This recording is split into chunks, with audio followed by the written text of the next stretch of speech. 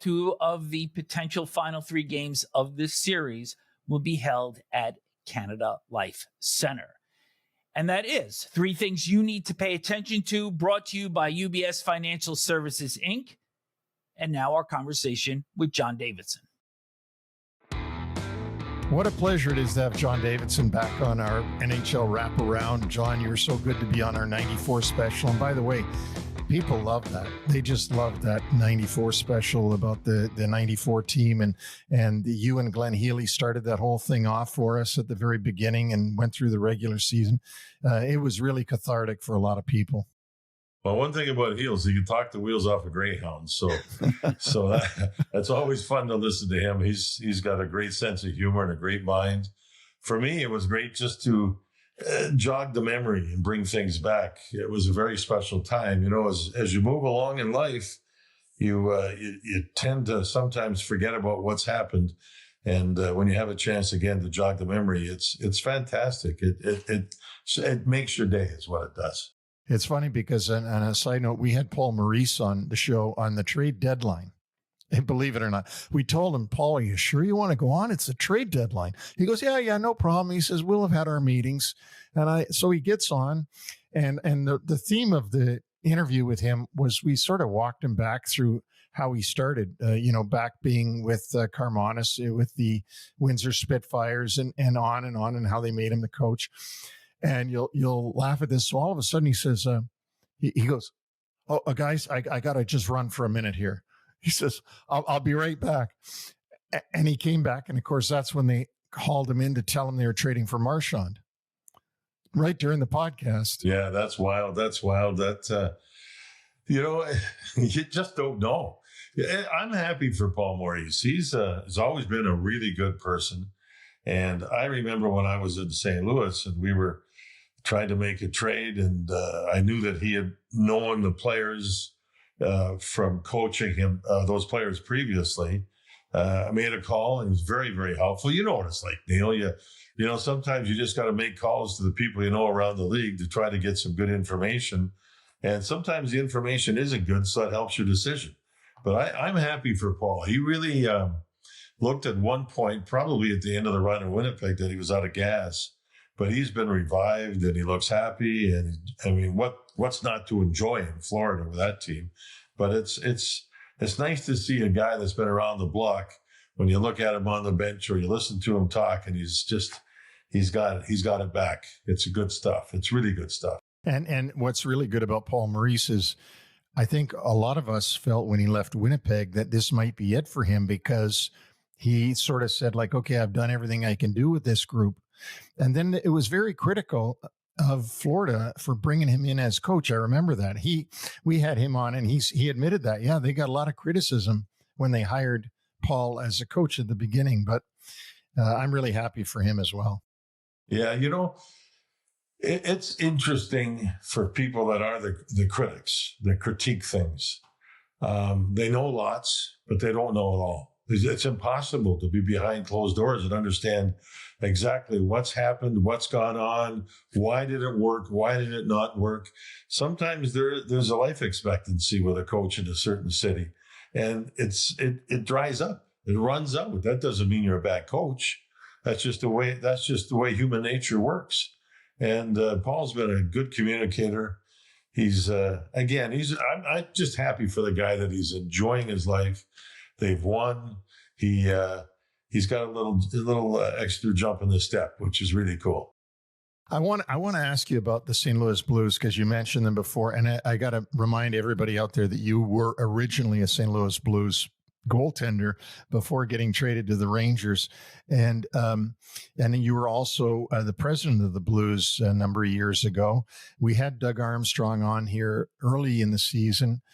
We talked to him about the thought process going forward. Then I think I happened to be at the Drew Bannister's last game because Jim Montgomery had just been let go. St. Louis was at UBS Arena, so there's a lot there, John, from me. But what do you make of this Blues team that's now tied 2-2 in the playoffs when they were a team that wasn't expected to make it even? Yeah, I think there's two general managers out there that have done a really good job this year in addressing their teams and not being afraid to make deals during the season to put them forward. One is Chris McFarland, who worked for us in Columbus a few years ago.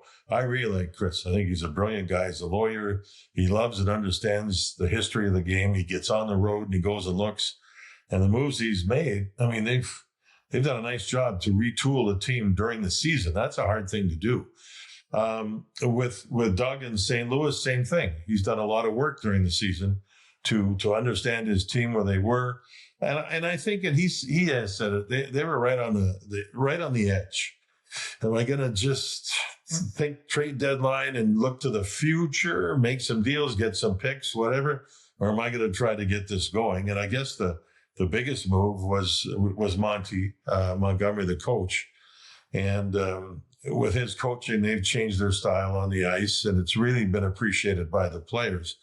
When I was in St. Louis, Larry Plow and I were the ones that hired Doug.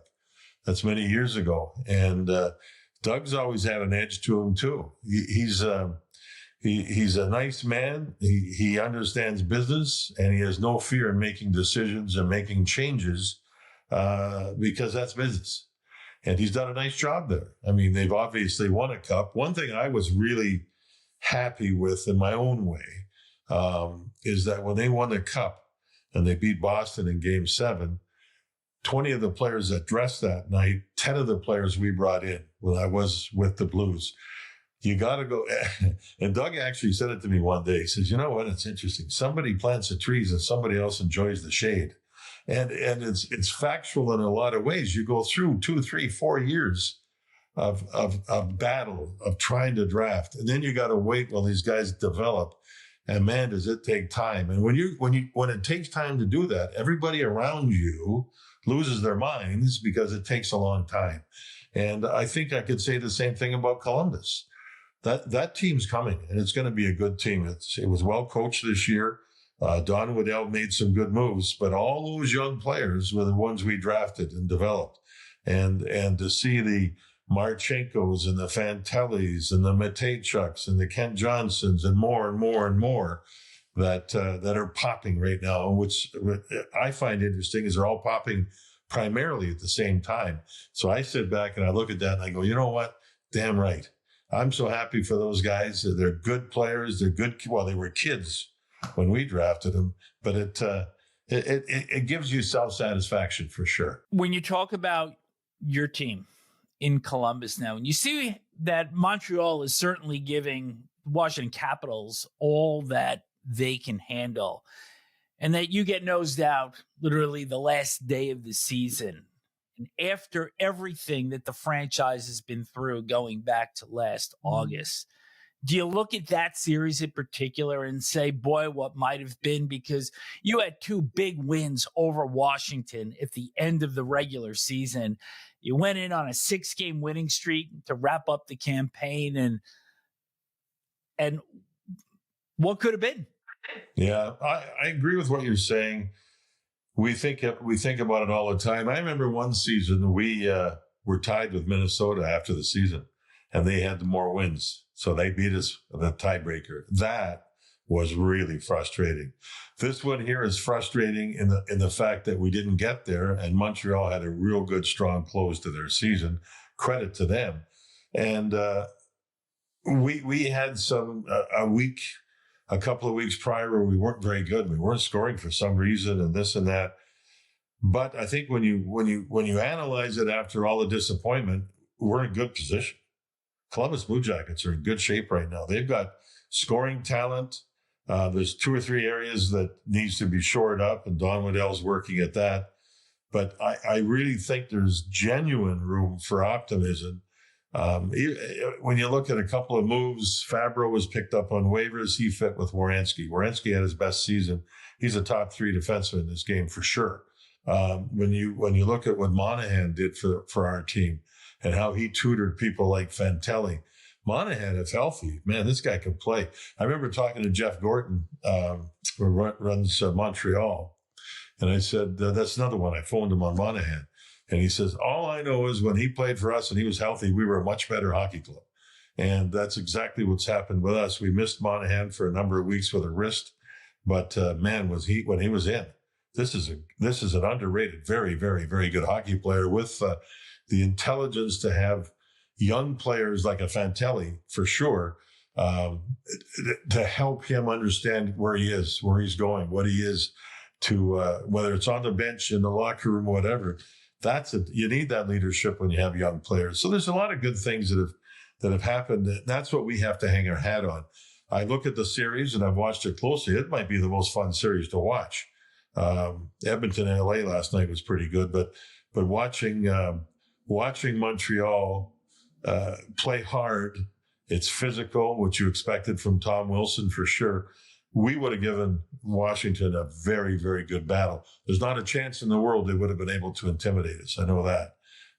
We've got some toughness that can get us through when you need it with a club like Washington that has good size.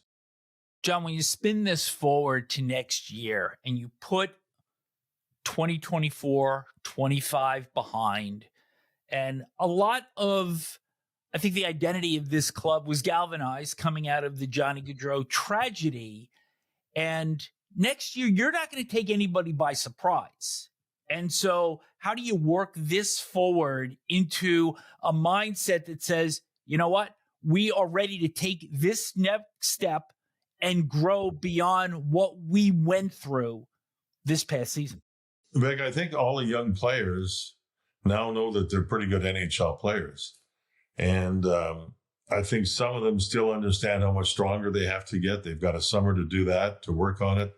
I think there'll be instead of kind of a shocking feeling coming to training camp after the death of the Gaudreau boys, and it did galvanize, there's no question. I mean, Johnny's wife spends a lot of time in Columbus, and the team rallies around her. It's a pretty special thing. In fact, it's a very special thing. But next year, the players will be older. They'll know what to expect from their coaching staff. I think that it's going to be a good step forward for us, because I don't think we're going to go into the season as we're going to be, we were predicted to be last in the league and this and that and this and that. But Monahan helped. The players just grew. Mateychuk joined us halfway through the season as a young defenseman. He's a top 4 guy already. I mean, he's just a kid. And so we've got to get better goaltending to be more consistent. A young guy by the name of Jet Greaves, who's been in Cleveland for a couple of years, he doesn't stop the puck. So maybe he's there as part of that answer. I think there's an air of excitement. I think there's going to be some expectations, and some people say that that's pressure. That's good pressure. Expectations where I think that good. I'm glad there is for this team, because I think it's earned the expectations, and now it's up to the club itself to go and execute. John, I was just thinking as you were speaking about the being in places twice, and you've been in St. Louis twice, once as a goaltender, once as a team president. You've been in Columbus twice, probably in the same role both times, but you had a little exit and back over to another old team of yours where you played goal and then went back as team president, the Rangers.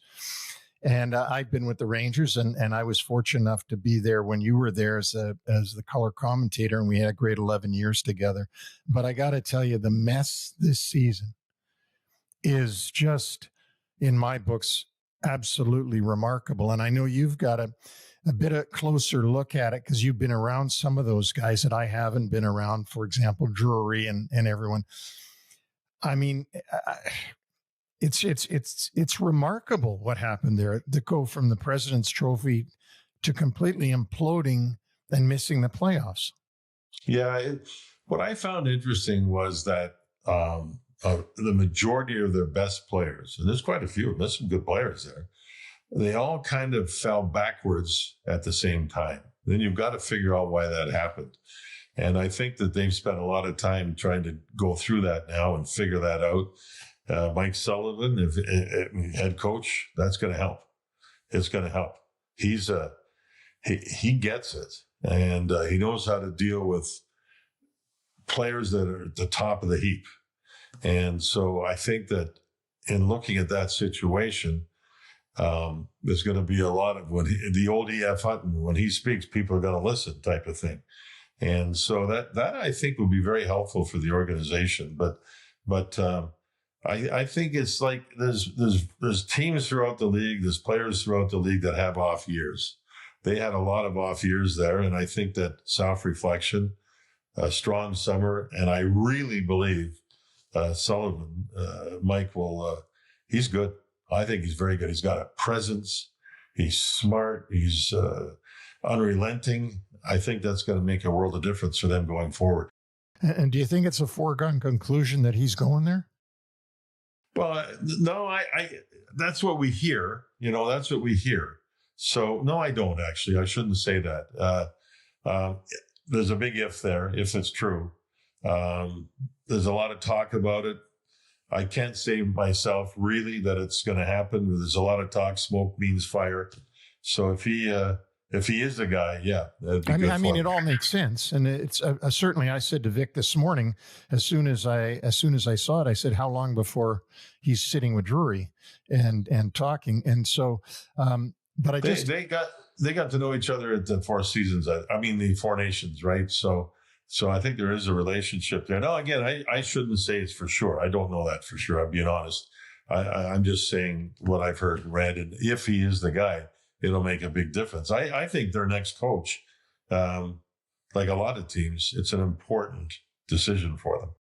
Oh, absolutely. And Chris Kreider, that's an important decision. What happens with him? I mean, he's been such a staple of the organization. And then this year had such a terrible year on the Chris Kreider level of play that we've been used to.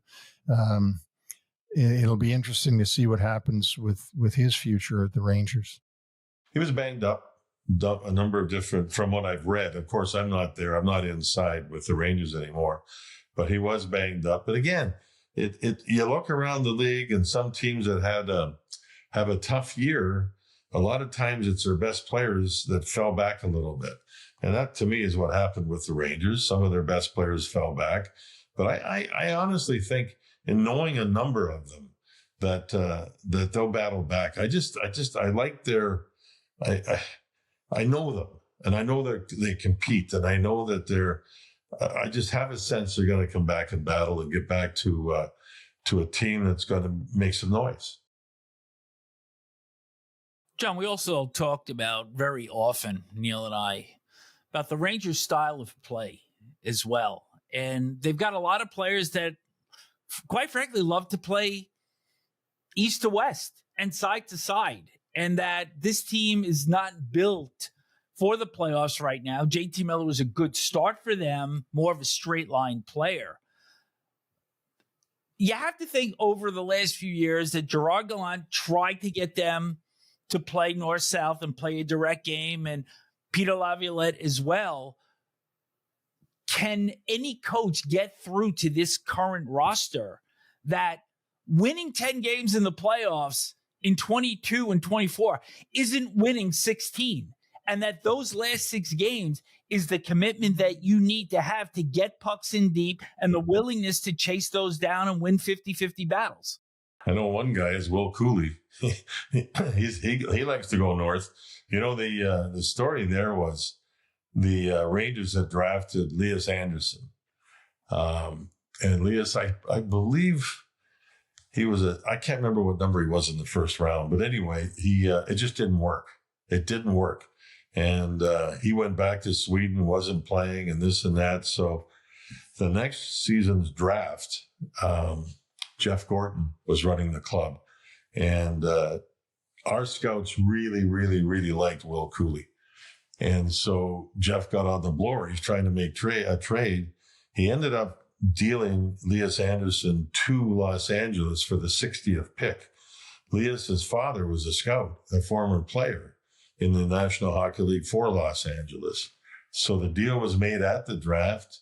The draft pick was in, and it was Will Cooley. So that was smart business. That went from a player that just didn't make it as a first-round pick to getting somebody like Cooley, which I think a lot of teams in hindsight would have taken him in the first round when you see the way he plays. He's a north-south player, plays hard, can score, the whole thing. So it's interesting how you have to take the good, but sometimes when you get the bad, to try to find a way to weasel yourself out of it or get yourself out of it and make a deal that can help your club. So, yeah, I think that, there's, it's a hard game. It's hard to win. You've got to, and the Rangers have retooled along the way here too. I think that a player, if they can find 2 or 3 more Will Coolies for that north-south stuff, that will complement the Panarin type player that can go east-west. And, you have some players that do that, but if they're as good as Panarin is, you can live with it. Sort of another Alexei Kovalev type of living with.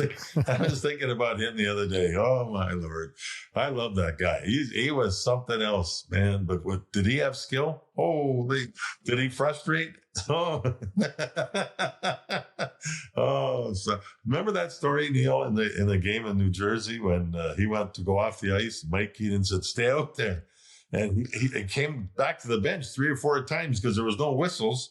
And to get off, and Mike Keenan says, "Stay out there," because he was mad at him for extending shifts. So he made sure he stayed out there for time after time after time. Only Alexei thought that was the greatest thing in the whole world. He thought he was doing, oh, my life is unbelievable. Well, were you doing that game, John, or were you? No, at that game we didn't. We were switching back and forth. I was at the game, sitting up there watching it. But we did the next one. Oh, my. Was that game? I can't remember what game it was, but it was something else. That leads us to the topic that Vic and I really wanted to talk to you about as well, and that is Sam. We had Sam on here. Was gracious, great, as you know how he is, and you guys got together for the TNT game on April 9th, and I watched it. I know Vic watched it, and we had a lot of fun seeing you two guys together again. There's so many things that you could say about Sam, so many memories in that, but is there anything that you'd like people to know from your heart about working all those years with Sam? I think one thing, he's always been a professional. He's always worked, all that stuff. But I think what he does off the ice, guys, in the New York area, it's not just Manhattan, it's Jersey, it's Long Island, it's all over the place. I don't know how many times he's gone out on days off or during the off season to go to a charity event and be the guy that runs an auction or whatever it is to raise funds. And I don't know how much money over his 40 years of doing Rangers hockey, how many tens of millions of dollars he's helped raise for people that need it. I think he's a New York institution. And it's not so much the play-by-play. It's what he's done to help the people that needed help. This guy's unbelievable. He never says no. He never gets tired. He just does it and loves it. The other thing is he's always got time for people, whether it's on a subway or in a restaurant or wherever it is. He's recognizable, as you guys know, Ranger fans are everywhere. I mean, I got recognized the other day in Key West, Florida, a number of times by Ranger fans. It was great. I mean, they're so nice. And hey, JD, I need a picture. It's awesome. It's just awesome. And so I think that's one thing about Sam that I hope people realize, because he deserves to have the recognition for it. He wouldn't want it, but that's what he's been able to do. He's been a true friend, a family friend. Our kids grew up together. And so this wasn't just a working relationship. It grew up into a family fun relationship. And then for his years of play-by-play work, he's been really good, really, really good. And there's been a lot of people that have come up to both Sam and myself and said, and they're older now because we were back in the day. You helped us understand the game. You taught us the game. And that's a nice compliment. And Sam was the leader. He's a true pro and a professional person and a big-hearted human being. He's just a wonderful guy. One of the things that I asked Sam, and you'll get this, JD, you'll get this as well as I do. I said, I knew you before you were at the Garden, and I said, then all of a sudden you got that job in 1986 or 89 or whatever it was. No, 86. I'm sorry. I got there in 89. And I said, how did you do it? How did you last this long? Because I said, I've been at the Garden. We've all been at the Garden. Like, and we've been gone out of the Garden. And we've been gone. And how did you do it? You're like a mythological character. Yeah. Yeah. Oh, boy. We had some battles, too. I remember when we were broadcasting in our first 7, 8, 9 years, he hated fighting. I mean, he really did. And here's a guy that made a living on television at calling boxing. I mean, I'm going, Sam, it doesn't make sense. You got two guys in the ring pounding the hell out of each other. Yet in hockey, I don't like it. It's not good for the game. But he came around and had an understanding along the way that sometimes players just had to take care of business on the ice. And so we used to battle about that quite a bit. He was late all the time, too, by the way. Sam Rosen was always late. Not to our podcast. Actually, he was always late early in the early years. Later, he was good. So, no, we had fun. And a lot of dinners together. You go on the road, you talk hockey. And he was always in a good mood, always had energy. And I think that, when he went around this season, much like Jeff Rimmer did. Jeff Rimmer last season retired as the play-by-play guy in Columbus.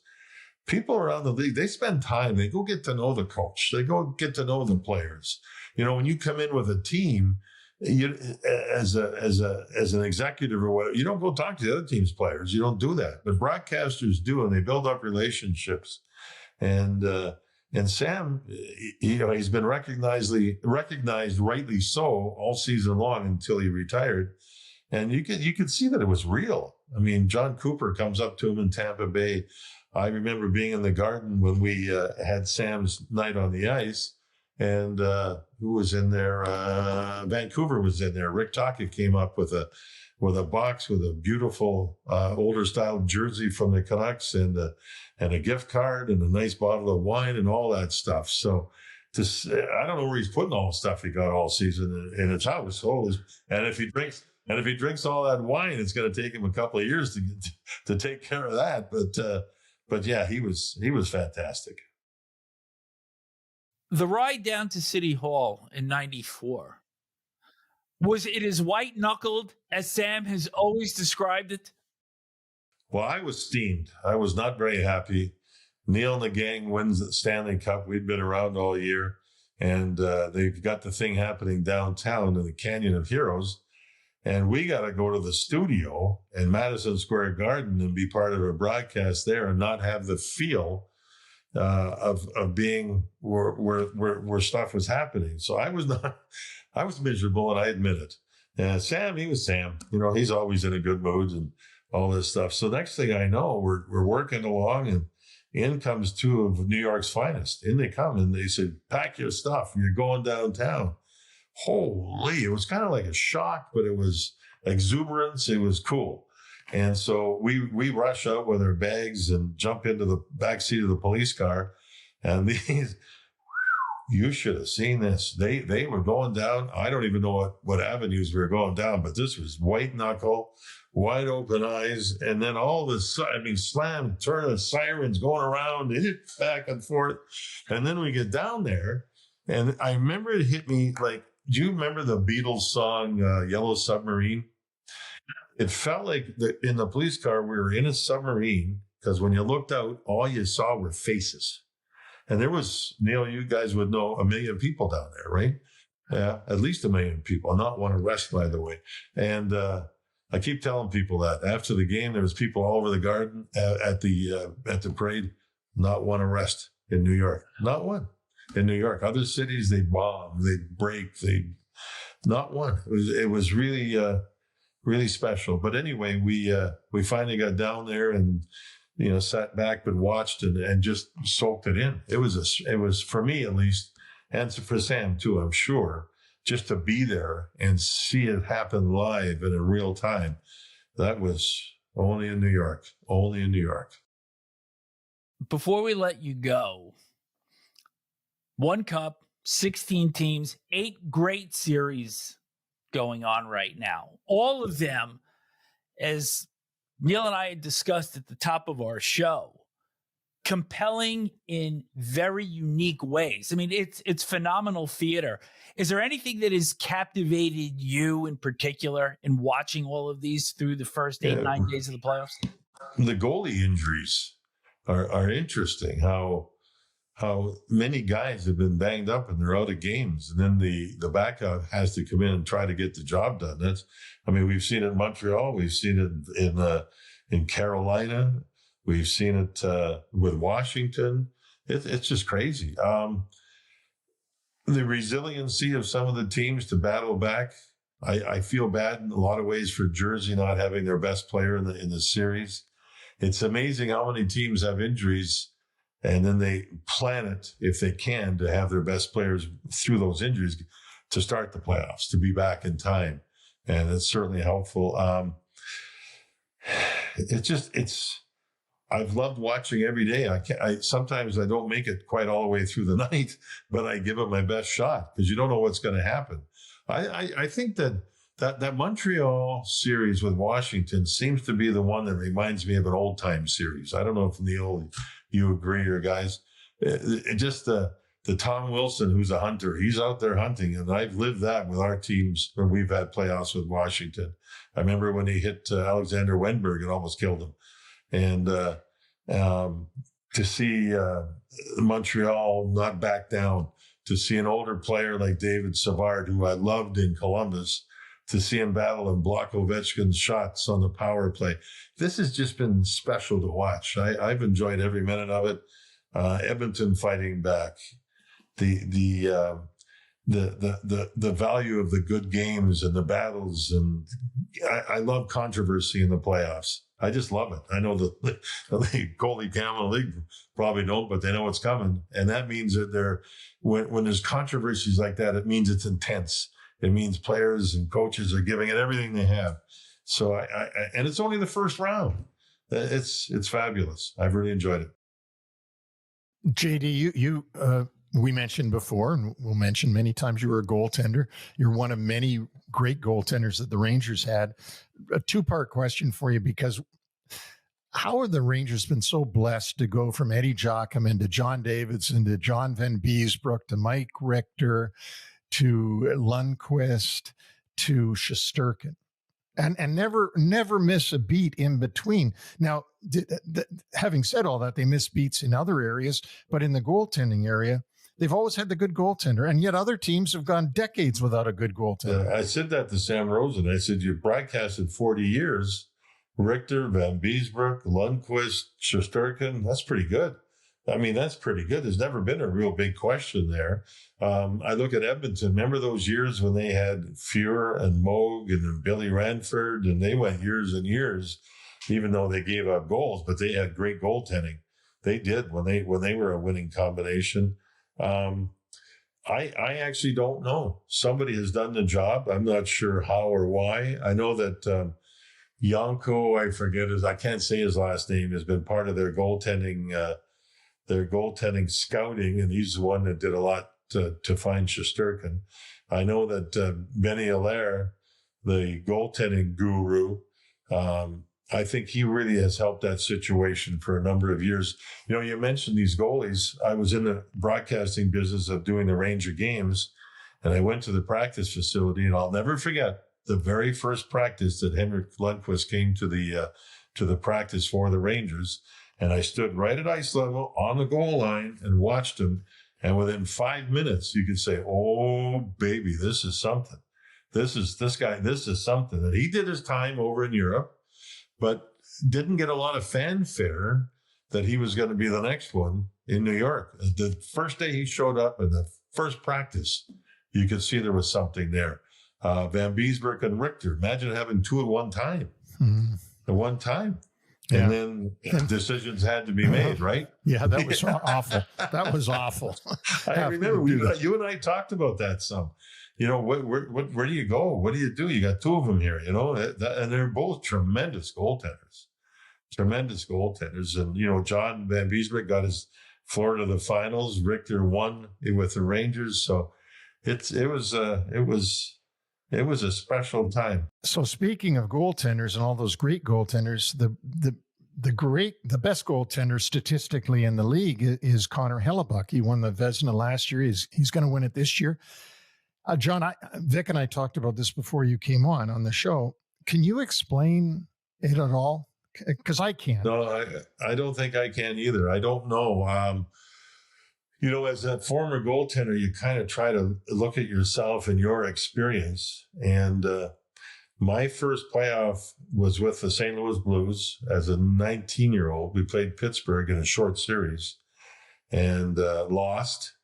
And I was just okay. I was so young and I was so nervous and didn't get the job done like I should have. We lost to Pittsburgh. And then I fast forward, some playoffs, the year that we got to the finals was in 1979. And I had a shoulder injury, didn't play the last 10 days, 2 weeks, and I'm going to start the playoffs. So we're playing the Los Angeles Kings, and they had the Triple Crown line, right? With Taylor and Marcel Dion. And anyway, Charlie Simmer, right. And it was Charlie that came down early in the first period on a partial breakaway. I remember like it was yesterday. And he went around me, flipped the puck, and hit the post. Stayed out. We went on to the Stanley Cup Finals. I often wonder, since, first game back, hadn't played, if that thing hadn't gone in, would life been a little bit different? I don't know. We can't predict, but you never know.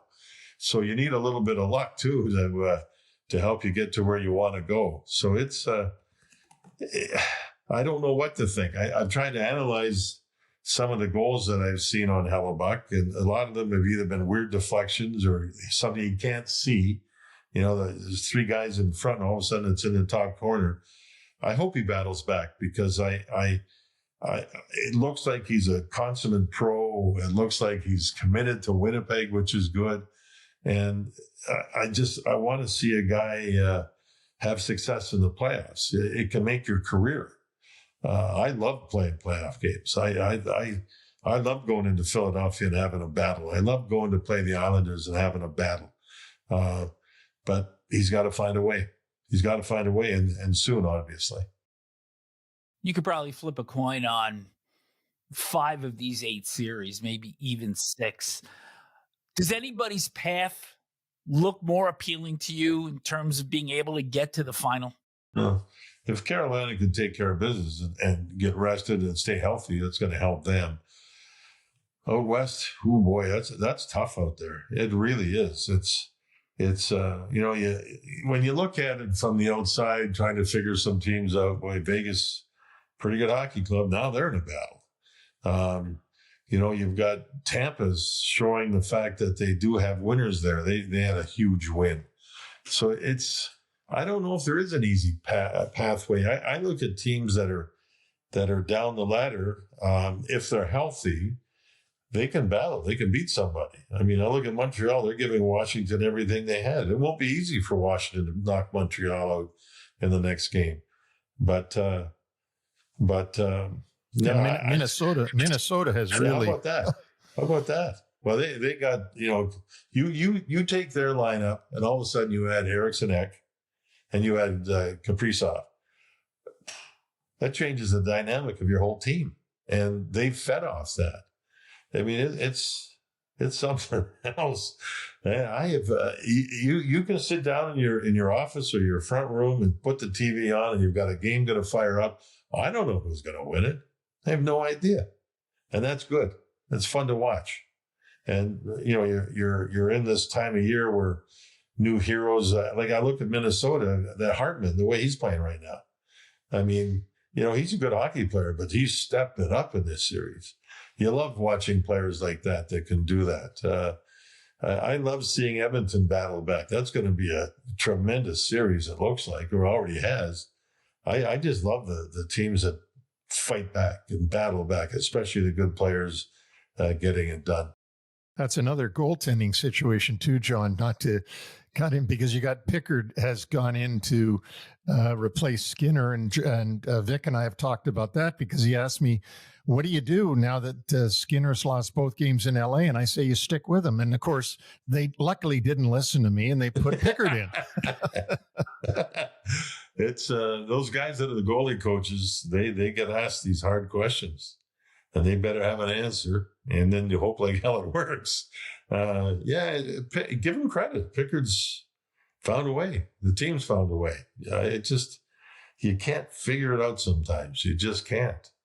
And that's what makes NHL playoffs so much fun. You just try to predict it. It's so hard, so darn hard. The only thing I wish is that, like New Jersey, and again, they got so beat up with their high-end players. Siegenthaler comes back, right? The defenseman, you expect him to play, 14, 15 minutes.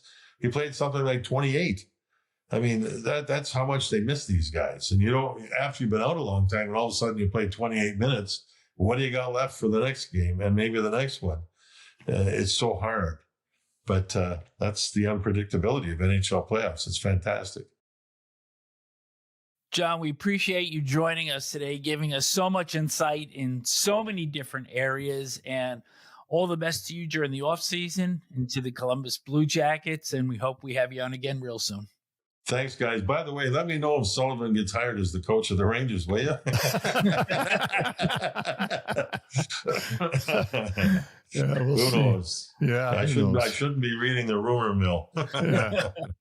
Yeah. All right. Take care. Thanks. I really enjoyed it. Appreciate it, guys. All the best. Thank you, John. Our website is NHLWraparound.com. And please remember that Stanley Cup dates on non-wraparound days will be taking place throughout the playoffs.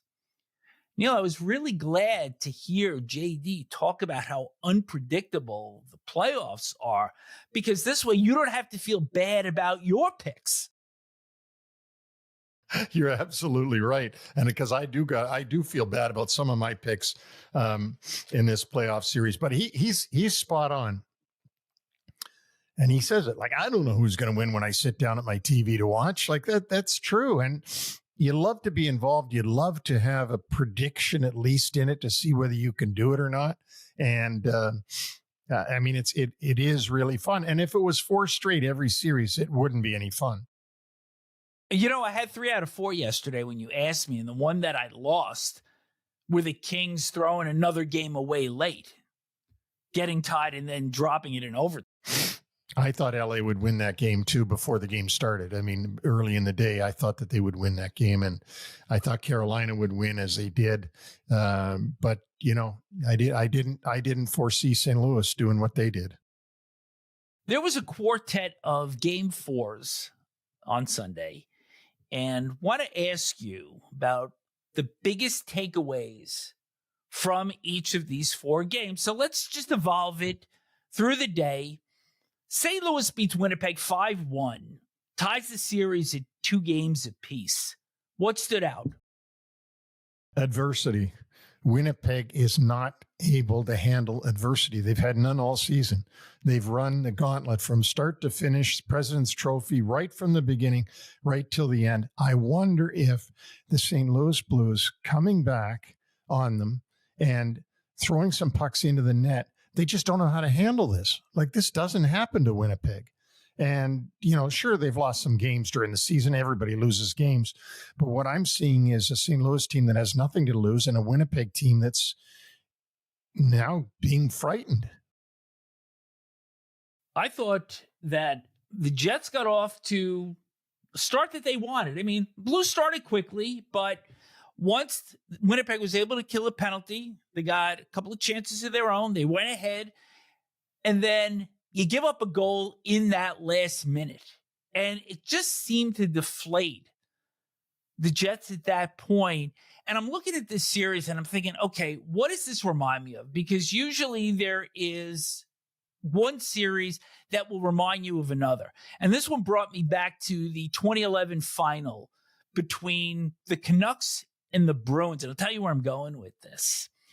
The way Vancouver played in Boston, I said, I think they're going to try to win this in Game 7 at home because they know that they can't win in Boston. And I'm watching this series evolve. I think the Blues can win either 5 or 7 in Winnipeg. I don't know that if the Jets drop Game 5 at home, whether they can go into St. Louis and win a game. Interesting. Very interesting. I mean, I agree with you by the way I'm looking at it, because what I'm looking at is they just don't know how to handle things once they get behind. And maybe at home, it's a lot easier for them than it is in a volatile St. Louis where they were the last 2 games.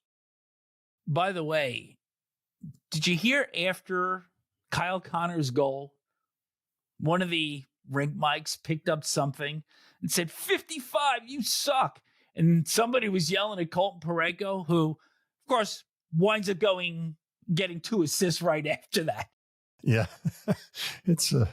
And this game was in St. Louis, and they're yelling that at Parayko. That's right. What did Bob Uecker say? The late, great Bob Uecker? Those fans, I love them. Game 5 in Winnipeg, Wednesday at 9:30. Carolina Hurricanes now lead the New Jersey Devils 3-1 after a 5-2 victory on Sunday. I think the Devils are getting as much as they possibly can with the players that they have. They're down to their 7th, 8th, and 9th defensemen on their depth chart at this point. Yeah, they're really banged up, and Markstrom's doing a real good job in goal. But I got to tell you, my biggest takeaway from Game 4 is that of the 4 games, it was the most bland. Now, maybe it was the telecast crew that they had doing the game that did it very blandly, but there wasn't the spice and vinegar in that game that we saw in all the other series. I mean, it just was, Jersey did not play well at home, obviously, because they're banged up. The building was quiet for Newark, and, Carolina, basically, it looked like they were going to win from start to finish, and they did. One of the areas that we looked at that could have been decisive in this series was in goal. And I'm going to start on the Devils side. Jacob Markstrom was not particularly good. Gave up that really sharp angle goal to Jacob Slavin. And then on the 4th goal, bad clear. And on the Carolina side, there's a story here because Freddie Anderson was run into by Timo Meier after getting tied up with Andrei Svechnikov. Anderson had to leave the game early in the second period. Pyotr Kochetkov came in. Goal that made it 3-2 by Meier from along the boards was a little bit sketchy, and then hung on, played well after that. But is Kochetkov the kind of guy that's going to be able to lead them forward? Anderson's going to be reevaluated on Monday, and we'll see how long, if at all, that he is out. Yeah, there should have been a penalty to Meier on that play. And what made me confused is that, like, if you touch a goalie during the regular season, if you're a forward, you get a goalie interference penalty. Sometimes you can't help yourself, but crash into the goalie. This was one where Meier was not pushed in by Svechnikov, and Svechnikov immediately turned to the referee and put his hands in the air and said, like, what's going on here? And they still didn't give Meier a penalty. I thought that was a real blunder on the referee's part in that game. Carolina wrap this up on Tuesday at 7:30? I think so. I think so. And I think Andersson comes back, although we do know that he's had injury problems in the past, but he's been playing great for them. And hopefully it's nothing severe, but you never know. When you're hit like that, when you're still and you get hit by a 200-pound moving object and you go backwards the way he did, is there a concussion there? Is there a back issue, a leg issue? What is it? But we'll see. By the way, special teams still decisive here. Carolina 4 for 13 on the power play. The Devils 0 for 12. Yeah. Well, no Jack Hughes. No Luke Hughes. There you go. Nothing further, Your Honor. Washington, with a 5-2 win over Montreal, taking a 3-1 series lead back home to the nation's capital. The atmosphere at the Bell Center was beyond phenomenal in this game. I thought that until we got to Edmonton and LA, this had all the theater that you could ever ask for. Oh, absolutely. And I got, Wilson from the, Tom Wilson from the Caps provides so much theater himself being out there. And then you've got Josh Anderson, who's quoted as saying, yeah, everybody asked me about why do I remind them of him? And it's always been that way. And then you've got the Demidov situation where Montreal fans think that this is the next Guy Lafleur. And then you've got the situation that you've got Montreal's got Dobish in net because their starter, Montembeault, got hurt. And so, you've got a ton of theater. Logan Thompson comes back from his injury, doesn't miss a game. There's a lot going on there, but typical for Montreal. That is the city of Montreal. It is different. I told you, when I was a kid watching the original six, if the Habs fans were disappointed in something, out came the galoshes onto the ice. They pulled them off their shoes and threw them on the ice. That's how they showed their displeasure back then. It's always been a volatile atmosphere in Montreal. The only reason people would even remember the word galoshes is because you said they had to pull them off their shoes. Well, that's why I said that, because I knew young people out there would say, like, is that a sandwich or something? Or is that a smoked meat? In watching Jakob Dobish, and they are down 3-1 in this series, but kind of harken back memories to Steve Penny back in 1984. Who was called into action. Dobish has a great story, though, doesn't he? About going over to North America, ending up in the U.S. Junior League and going to Ohio State and on and on. I mean, this guy really wanted it, and he pursued it, and look at him. He's in the NHL playoffs. And certainly hasn't embarrassed himself. And the Canadians took a 2-1 lead into the third period. Dylan Strome opened the scoring, but midway and then later in the second. How about this? If you're a Montreal fan and you see these scoring lines and you say, hey, this is our present and our future. Juraj Slafkovsky from Demidov and Lane Hudson and Caulfield from Hudson and Demidov. This is what you've got to look forward to going forward. That does not suck. No, that's some good stuff there. And you've still got a fairly young captain in Suzuki to go along with those guys. And so, Montreal's future, just like we talked about with JD and the Columbus Blue Jackets, eventually you're going to get better. If you keep getting high picks and you keep making the right picks, you're going to get better. But they are clearly ahead of where anybody thought that they were going to be this year.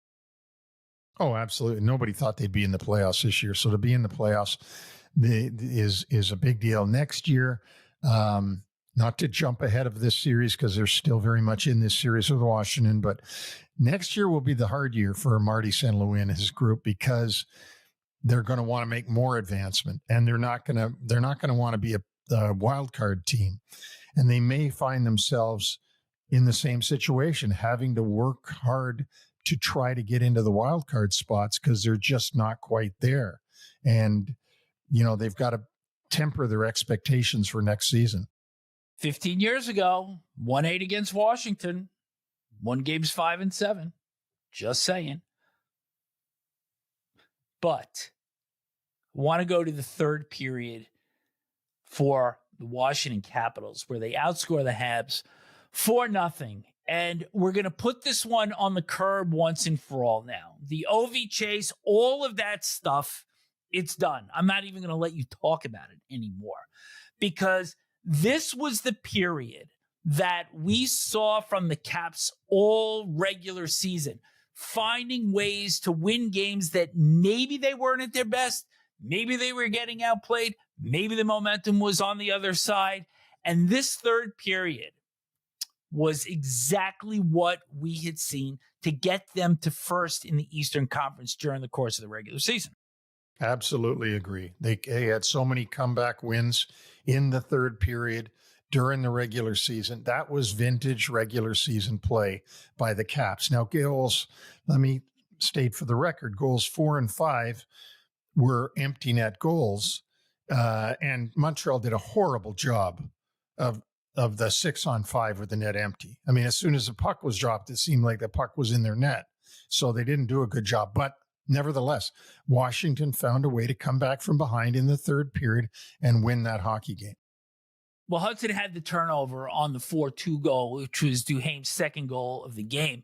But the game winner, after Duhaime tied the score at 6:39, about 10 minutes later, Tom Wilson absolutely blew up Alex Carrier at center ice. And that actually screwed up the line change for the Canadians. And on the ensuing rush, Andrew Mangiapane with the game winner, with just 3:37 left. Yeah, and because Carrier had to go to the bench after that hit. And when he was going to the bench, that left them down one man, and Washington was able to turn the puck and go the other way. And you're right, they didn't have the right guys out there, and Mangiapane was able to find the corner. And how cool on the 5-2 goal, the second empty netter, Tom Wilson. Yeah, Tom Wilson. Can you imagine being a Montreal fan and being in the building when 43 scores? Like, you just like, oh my God, what an awful day. The guy's an unbelievable player, though. He has, and he admitted this in his interview, that a lot of the dumb things he would do early in his career, and you see some of the hits that he laid on guys. I mean, he was a dangerous player. Not only was he a hard hitter, but he was dangerous. And you always had to be looking out for him. And he's been suspended over times, but he's fast. He's got great hands. He's got really good hockey sense. And I got to tell you, from a TV perspective, whether it's TNT or ESPN, I want to see that handshake with Josh Anderson when this series is over.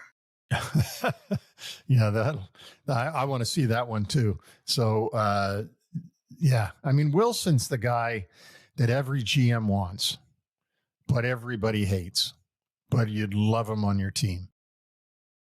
Making a huge impact. So once again, Game 5, Caps are going to try to close it out. So an extra day off in this series.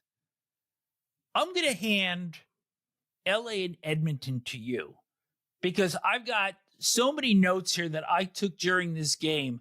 So I'm going to put it out to you, just what your thought process is here as this series has evolved. Oilers dropped the first 2, come back, even the series. Kings are showing that holding leads are very difficult against the Oilers. And it almost looked last night to the point that this is mental. We talked about Connor Hellebuyck mental. This is a team mental thing for the Kings right now. Yeah, it very much might be a mental thing for the Kings. They've got it in their head that McDavid, Draisaitl, and Blueshirt are too much. They can, that they got to be able to defend them. I think they'll play a lot differently when they get home in LA because they always do play differently in LA, and Edmonton plays different on the road. And we'll see what that brings. But we do know that there's going to be another game in Edmonton, and LA is going to have to be prepared for it. I thought LA would win this game. I got to be honest with you. I thought LA would take this game even before it started. I thought they would. I thought they would have learned from Game 3 and be able to batten down the hatches in Game 4. And from Game 1 also, where they blew leads of 4-0 and 5-2. And as I was watching this game, especially in the early going, they can skate with the Oilers. They can counter. Their transitions were really good. They're out shooting Edmonton 28-15 through 2 periods. The shots on goal at the end of this game were 48-41 for the Oilers, 33-13 in the third period in the overtime. And look, I'm not a quantity shots guy. Tell me where they're from more than how many that you get. But these were great scoring opportunities. And when that game went to 3-1 into the third period, first thing I'm thinking is, all right, if Edmonton gets the first goal of the period, what happens from here? 7:51 in, Evan Bouchard gets a goal on somewhat of a muffed clear from in front by Drew Doughty. And then they're literally in the Kings zone for the rest of regulation time. There were some counters by the Kings, but you could just tell that they were bringing it. And then a couple of errors late. First one was Joel Edmondson, an unforced icing from his own end, trying to shoot for the empty net. And quite frankly, if I'm thinking accuracy, he's not number one on my list. And that was a puck that he could have just flipped straight up in the air and had it land in center ice. And then the fatal one, Quentin Byfield, with a chance to get it out in the final minute with about 40 or so seconds left, tried to go through Evan Bouchard as opposed to making a simple chip off the boards. Maybe the Oilers regroup and have one last shot, but instead the puck's turned over and it's in their net 10 seconds later, and that forced the overtime.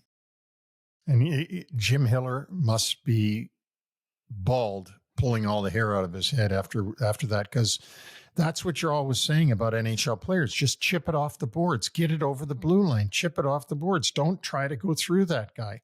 And he did it. He's a young guy. I think they'll be a lot different in LA. I just do. Yeah. The thing that bothered me about it, he actually had time. This was not a split second thing. He had the puck on his stick and started to skate up ice with it. So it wasn't just that Bouchard was right on top of him. There was time to make the smart play, and he just didn't make it.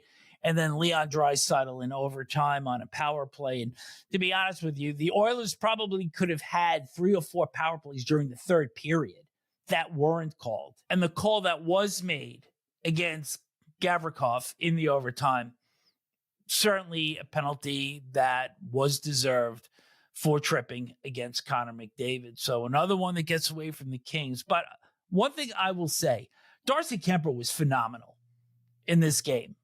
And Calvin Pickard, despite getting the 2 wins, hasn't struck me as the guy that's going to steal a game in Los Angeles, because, as we had talked about before Game 3, you can't switch back to Stu Skinner now. No, you can't. You've got to go with the hot hand. And Pickard is the hot hand for them right now. But I agree with you. Kemper, you can't hang this game on Kemper. He played real well. Game 5, Tuesday at 10 o'clock. A pair of games on Monday, so the ticket goes back to ESPN for both of these games. What are you looking for most in Tampa and Florida, which starts at 7 o'clock? Well, you know, John Davidson said it, and their championship pedigree came out in Tampa the other day, and when they won Game 3 in Florida, and I agree, it did. You know, the Mateychuk suspension is going to be something to look for in Game 4. What will that end up being like? Again, I think this is skill versus grit and grime. And I don't know which way it's going to go. I really don't. It's going to be one of the ones that's really interesting to see, and really hard to make a prediction on, because there are 2 teams that are very equally good, but in far different ways. Do you love the chirping that's going on between the 2 coaches? And both have used the line against each other regarding the hits by Hagel and by Mateychuk. The only players we hit are the ones with pucks. Yeah, but that was just a comeback on Maurice by Cooper when Cooper's asked, and he just repeated what Maurice had said. I think that's great, and I think Maurice will just laugh when he reads that. You know, Paul Maurice's sense of humor, he'll love it. So the thing that's really amazing is Kucherov. I mean, Florida is just targeting him every chance they get, trying to get him off his game. And I think they're doing a pretty good job of it. Now, I do know that he got the 3 assists and all the rest of it, but I mean, they are getting under his skin. I'm loving this series. Like, I'm loving every one, though. Yeah, no, I mean, you can't say, as I said, the only one yesterday that I thought was very pedestrian was Carolina, Jersey. Good word. Good term. And I agree. Yeah. Other game on Monday starting at 9:30, Colorado-Dallas Game 5. They are riding the wave of a 4-0 victory to tie the series on Saturday. Gabe Landeskog, goal, assist, +2 on the night. And this Colorado team looked like the one that I have expected throughout this series in terms of their tempo, their relentless attack, full 60-minute game. And now it's up to Dallas with home ice to counter that. And they really need to get some of their guns going. They really do. And they're missing their biggest one in Jason Robertson. And then we don't know if Heiskanen will be back in this series or not. Certainly, if they get him, that's a huge thing for the Dallas Stars. But I like Colorado. I've liked them before this started, and I don't mind them on the road. So I'm looking to Colorado to take the lead 3-2.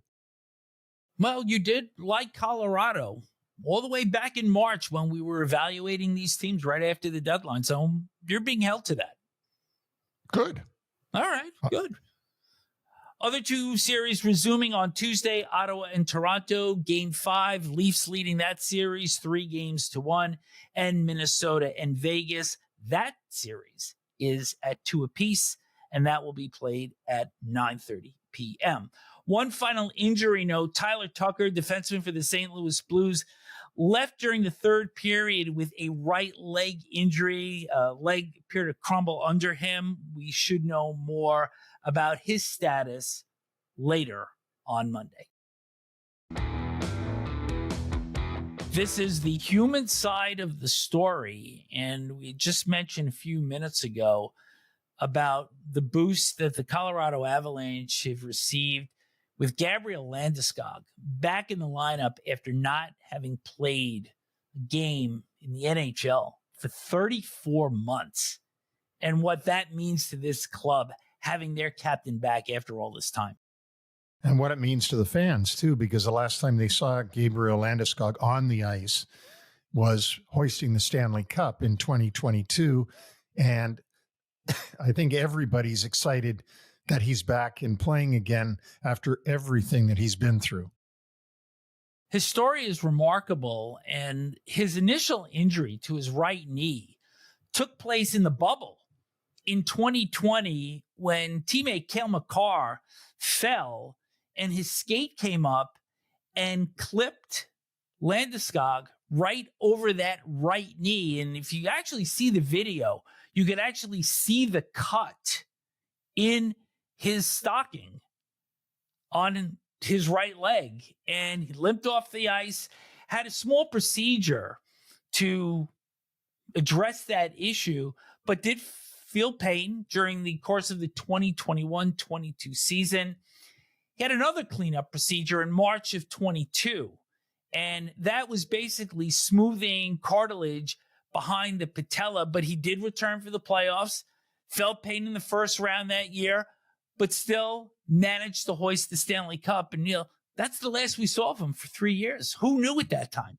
No, I mean, you kept asking, where is he? When is he coming back? What's his status? And it was just so peculiar that he was out so long.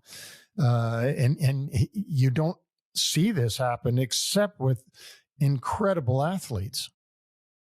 In the fall of that year, he had the same procedure as the one that he had in March, but still was not seeing the necessary improvement, still was uncomfortable. And then in May of 2023, almost 2 years ago, decided to have this unique procedure where he would have a cartilage transplant.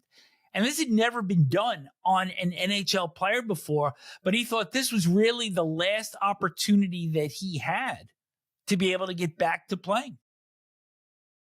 Yeah, and obviously it worked. And, it doesn't it remind you a little bit of Jack Eichel and the stuff that he went through in Buffalo? Now, that was a lot shorter window. I'm not comparing the window, but Eichel wanted to have this procedure done. The Sabres didn't want it done, and it ended up leading to his trade to Vegas. Yeah, on his neck. And so there are obviously players that are willing to have these unique surgeries that have not been performed on other athletes before, or those that have been able to come back, they're willing to take that risk. Right. But see, where the club runs into this is that the club is on the hook for the contract, right? So when Jack Eichel says, I want to have this thing that's never been done on an NHL player, the club's going, wait. We owe you X millions of dollars. If this thing doesn't work, we still got to pay you the money and we don't get the thing. So we're going to say, no, we don't want you to have that. It's all about the contract.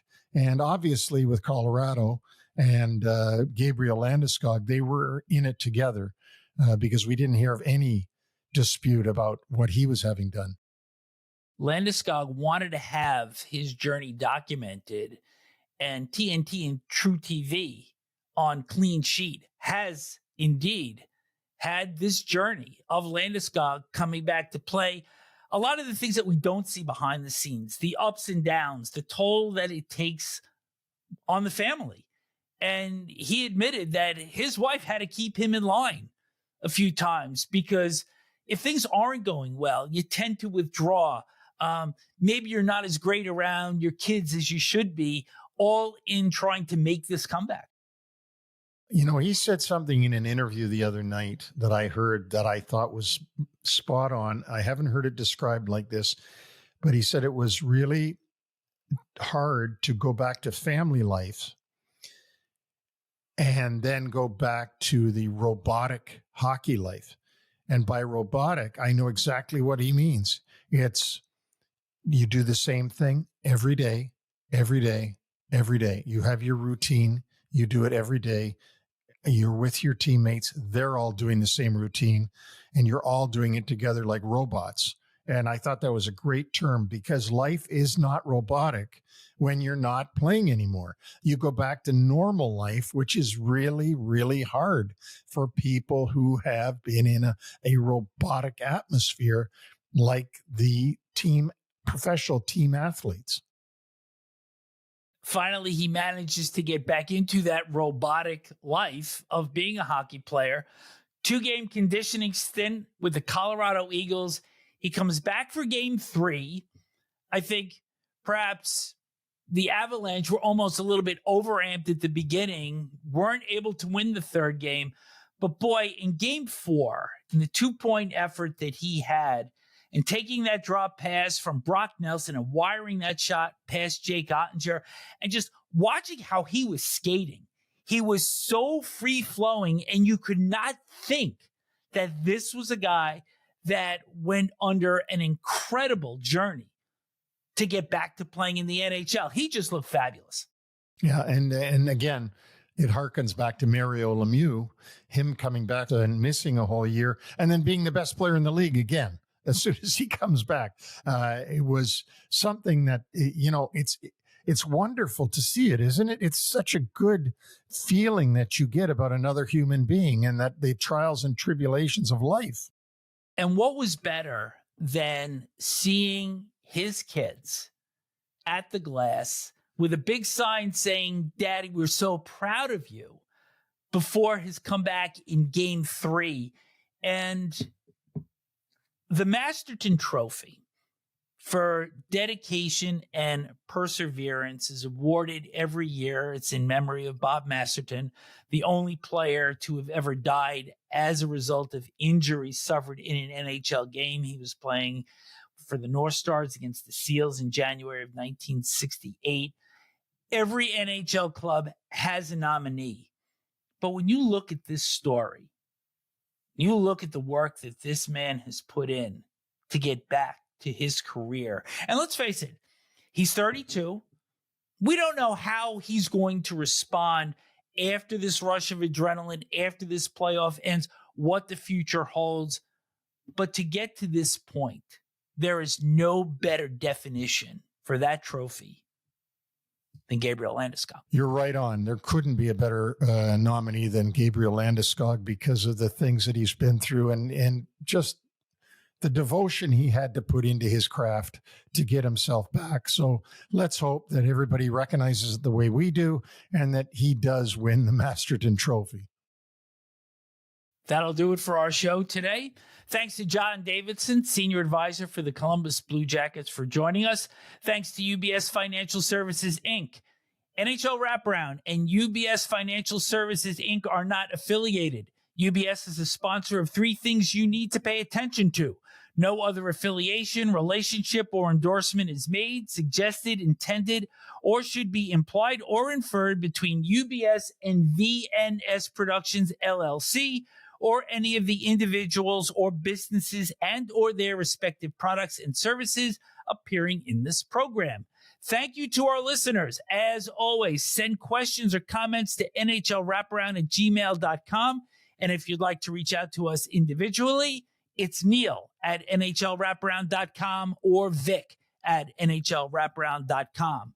Remember that all of our podcasts are on all platforms, including Apple Podcasts, Amazon, iHeartRadio, Spotify, YouTube, and our complete catalog can be found on our website, nhlwraparound.com. So please subscribe. Tell friends, family, associates about us, and also check out some of our shorter clips on X at NHL Wraparound. Stanley Cup Date returns Tuesday with daily updates and insight on all 8 playoff series. For those of you around the world that are listening to us that are not in Canada, not in the United States, please send us an email. Let us know where you are. Let us know how you got to like the NHL. Let us know how you find our podcast. And we can't wait to hear from you. Couldn't say it any better.